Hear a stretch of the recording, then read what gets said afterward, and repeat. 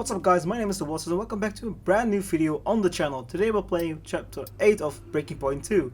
Let's get right into it. Yeah, what is it? Now that's how a butler takes care of business. Yeah, right, yeah. Carrying the team, Devon, as well as the butler name. I couldn't be happier. Yeah, went well. Well, I can't wait to hear what those clowns Ackerman and Connor have to say. Yeah. Hmm? You okay, Devon? What? Oh, yeah, I'm fine. I'm, just adrenaline, Dad. I really pushed it out there today, you know, I just need to simmer down a bit. Of course you do. Let's talk later. I'll be in meetings, but call me whenever you like. I'm proud of you, son. Let's just make sure today's result isn't just a one-off. Eh? Yeah. Alright. Ciao. So yeah, Devon is acting weirdly with his dad again, and like with Aiden talked with him, he wasn't really listening to him, so he's in a different kind of mental space than what is he normally in it. So that's kind of interesting and kind of fishy. But yeah, Bahrain was the last episode. Spoiler alert: we won the race. Yeah, Devon drove an incredible race and fought with Max Verstappen for the top of the podium, and we came at the top. So that with that, people thinking that when Casper came to the team, that the team gained a new effect, which gave us an upward trajectory and performing on track, which is true because Casper has a lot of knowledge and expertise on and off the track. So with that, the car is now competitive. If the car is competitive to the whole season is still to see. But currently we're in a good form. And yeah, and on social media, people are praising Butler about the P1 he have achieved his first racing, if I'm correct. Don't add me on it. And people are calling him Devon the Demon Butler, so I like the kind of nickname they are giving him. And besides that, people say that the pace, the form, and the focus of Devon is great, and like fantastic stuff for the season. So at this moment, everyone is happy with how Connor Sports is performing and how they are happy with Butler. That's a first. Normally, people are kind of hating on Butler for the way he is and the way he portrays himself, but at the moment, it's deserved the way he is because he's performing. So yeah, let's check the emails. What can I say? Casper, I'm humbled. I know Colonel Sports were good, but there was something else. I have so much to say on the debrief, and to each department in turn, congratulations, I think. And come on now, boys, could you slow down a little bit next time? I'm still settling down and couldn't keep up. Seriously, thank you. I've got a lot of people looking over my shoulders right now, and you both just made my life so much easier. I couldn't be prouder. Alright, any updates on the car issues? There's no legal involvement after all. The insurers are happy to pay the claim the damage to the bodywork, and there's a specialist over in Brunei willing to take over on it. It will take a few months, but at least we can get it sorted. I really need a decision on what we do with the builder though. I was speaking to him again. He clearly feels really guilty about the whole thing. I also found out actually how it happened.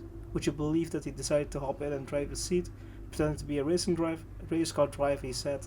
Couldn't resist. The face was bright red while he was telling me. The irony is, he didn't even know who we were. It was when he got out that he cracked the door in one heck of a dent.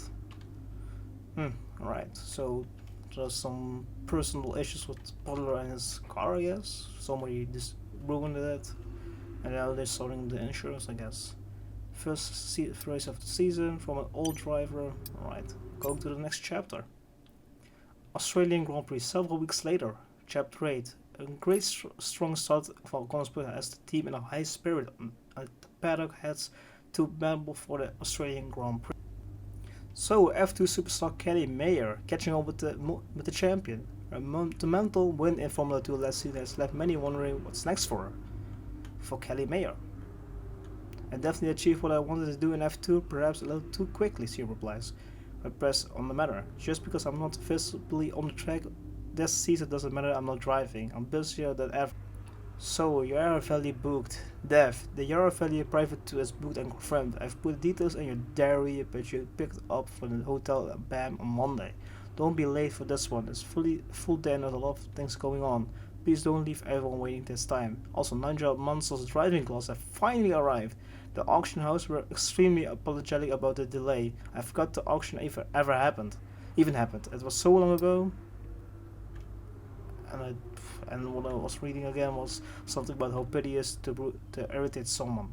And one more thing, I almost forgot, I have 2 calls from a private clinic mentioning something about an appointment you booked but won't tell me about it. Do you know anything about this? And if so, could you tell me? So let's get to the race. Australian Grand Prix, mid-race, Chapter 8, a solid performance and qualifying as a team in a good position at the Australian Grand Prix.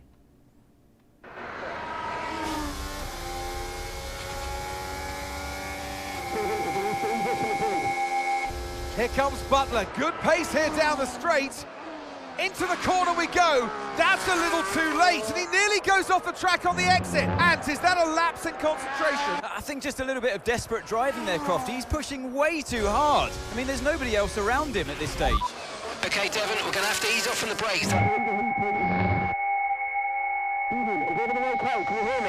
Brakes don't feel right.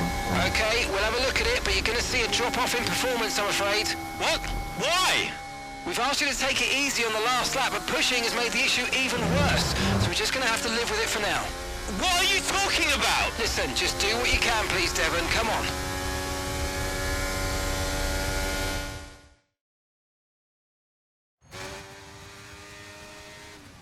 Alright, primary objective is holding on as many positions as we can.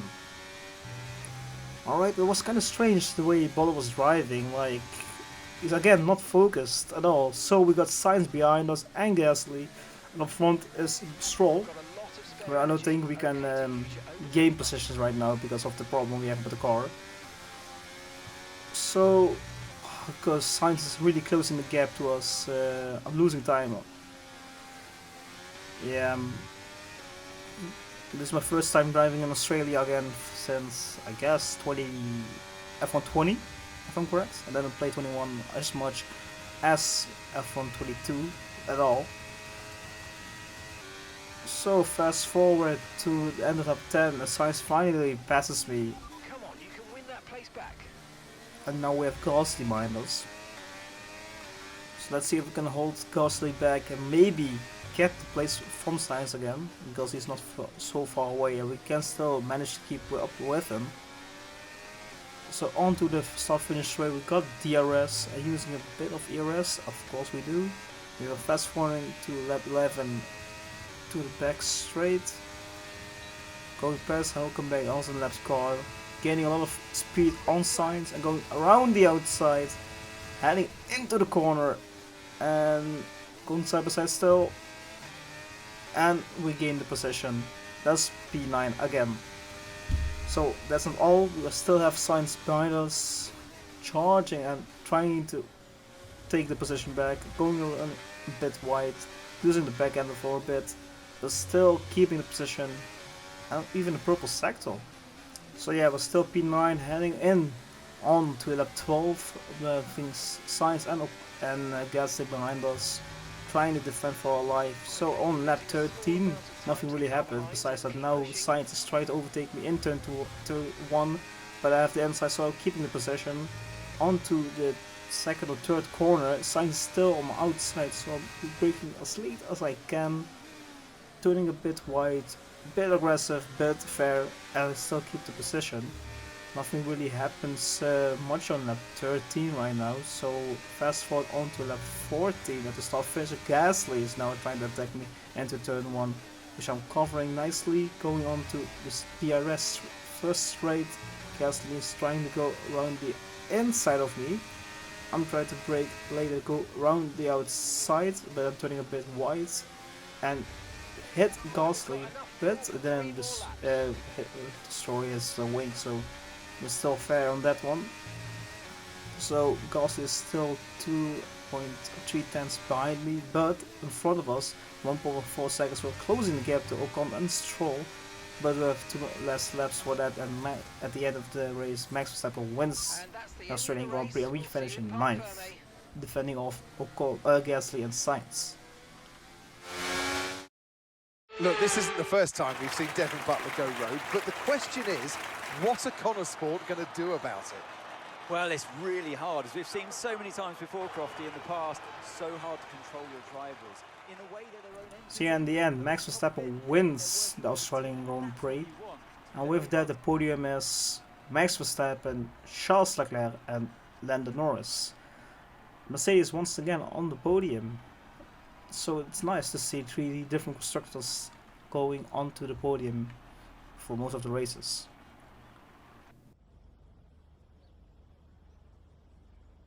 Now, whatever the reason, you didn't respond to a team order today, Devon. In Hungary last season, you said it was a comms issue. The team said the comms were fine. So what's your version of events this time? I'm not going to fuel any speculations. It was another Connor Sports technical issue, and mistakes sometimes happens. I mean, with the man up, sometimes something like this happens, so it's our mistake. I'm the most trustworthy driver in the sport, Natalie. You know, ask anyone. Look, what happens in Hungary was different, okay? Today maybe I lost my focus a little bit out there, and whenever you lose your focus, it's gonna cost you. Devon, you finished the race with a compromised car today. What was that like for you? What I could do, but what am I supposed to do? It was tough out there. It was pretty straightforward. I mean, it was pretty tough with the issue. Yeah, it was tough out there. I mean, I love this track. You know I can do well here, and it's frustrating to deal with anything that slows me down. You know, I didn't like it, and the team didn't like it. Now, some have been saying that you do get preferential treatment because your father funds the team. What do you say to those allegations?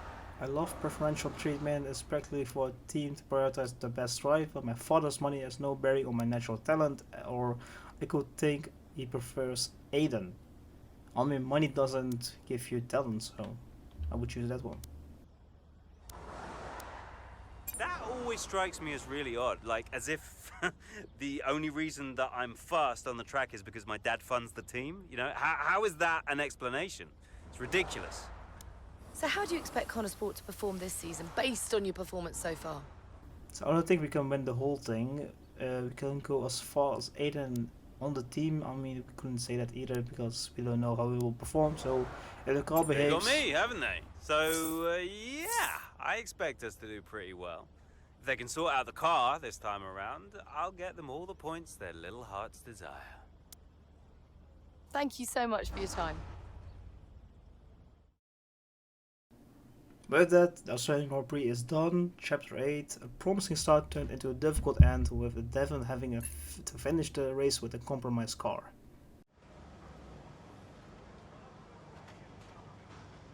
Could you take a look at this, please? While some of the teams have to put in overtime to make it work, it looks like early returns on this year's car proved that they were able to make strides during the development last year. Mid-season upgrades also turned out to reduce required development of certain components this year, so it was worthwhile exercise. There has been some positive press attention surrounding our savvy something. During post-race interview, Devon said he lost focus on the track. What should we stand to be? We should support him. We're a team and we should support Devon. That's what we do, and that's what you should do. Always support the person who is having something happening to him. Alright, let's go and see what's in the news today.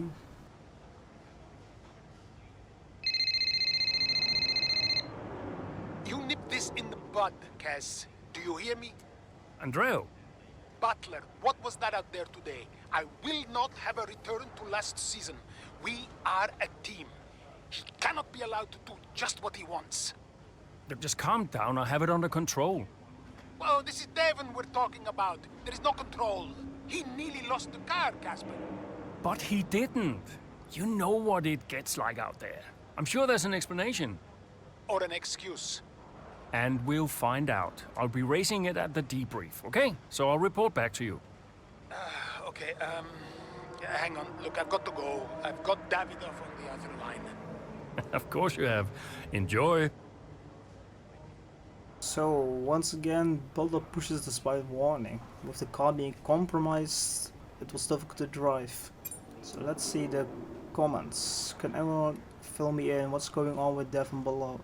I made a habit of ignoring team orders, so there was something about team orders. But I didn't see or hear it, so I don't know if it was in a cutscene bug or something like that. So Devon says he's ridiculous to think he might benefit from his father rather funding the team. It'd be more ridiculous to assume he didn't. So there are quite a few negative comments about Devon Butler today, which I don't get because from the way we saw, nothing really happened. So it's kind of interesting to see this kind of perspective of the comments. I mean, it's normal that there are nice comments and bad comments towards drivers, so it shouldn't be all too surprising. Let's see the emails. Devon's car. Casper, we have just run the full diagnostics checking on Devon's car. I won't go into everything here, but it's not quite as bad as we feared. Should we be good to go in no time? Let's talk about it when we see each other. Call me, Casper. Call me as soon as you get. We need to discuss the party line regarding to what happens out today. We all know that certain things will always be temperamental coming to race day. I will not have to finger point to Devon. Drama. Hey Cass, saw the race today. Hope there's not much drama to deal with, but then I guess there's always is, right? Lily's still cheering for Aiden, I'm still cheering for you. Hang in there. So guys, that was chapter 8 of Breaking Point 2. I hope everyone enjoyed today's video. I'm trying to improve the making of these videos bit by bit. So if you have any suggestions to do with making these videos, comment down below. And if you enjoyed today's video, maybe like and subscribe. It will help me grow the channel further, and I can try to make more different kinds of videos about different kinds of video games. So till next time, bye guys.